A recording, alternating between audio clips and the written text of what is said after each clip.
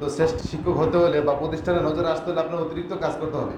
শুধু আপনি ক্লাস করলেন, যে 7টা ক্লাস আছে, এই শুধু ক্লাস করলে হবে না, প্রতিষ্ঠানের প্রতি আপনার মহব্বত রাখতে হবে। এই 26 শিক্ষাবর্ষে আপনার মেহনত এমন থাকবে যাতে 2027 সালের অনুষ্ঠানে শ্রেষ্ঠ শিক্ষকে আপনার নাম আসে।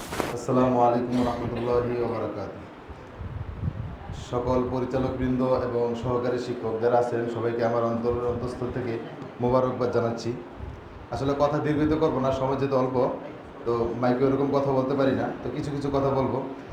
সেটা হচ্ছে, যেহেতু আমরা শিক্ষক লাইনে এসেছি, তো এই শিক্ষকতাকে এবং আমার ভালো করে আয়ত্ত নিতে হবে যে আমি কিভাবে বাচ্চাদেরকে পড়ালে আমার পড়ালেখার একটা বাচ্চারা নিতে পারবে, এবং পড়ালেখার একটা উন্নতি করার প্রতিযোগিতায় নামা, যে মিটিংয়ে আলোচনা হলে যাতে আমার নামটা আগে বলে যে না, অমুক ওস্তাদির পড়ালেখা, অমুক ওস্তাদির সব কিছু ভালো।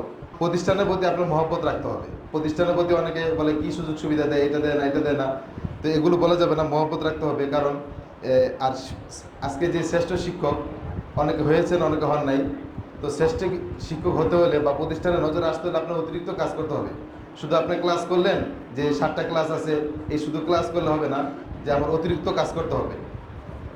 আমাদের আবু হুরায়রা যে আগে মাদ্রাসা ছিল, শুধু একটা ভবন ছিল, বসার জন্য কোনো অফিস ছিল না।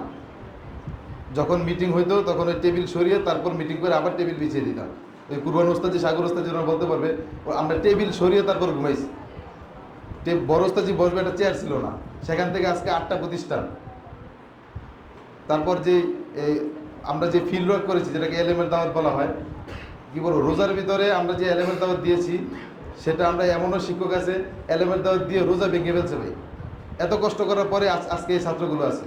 যাদের নাম আসছে তাদেরকে ধন্যবাদ জানাই, আর যাদের নাম আসে নাই, ইনশাল্লাহ সবাই চেষ্টা করবেন 2026 শিক্ষাবর্ষে আপনার মেহনত এমন থাকবে যাতে 2027 সালের অনুষ্ঠানে আপনার এই শিক্ষক সম্মান শ্রেষ্ঠ শিক্ষকে আপনার নাম আসে।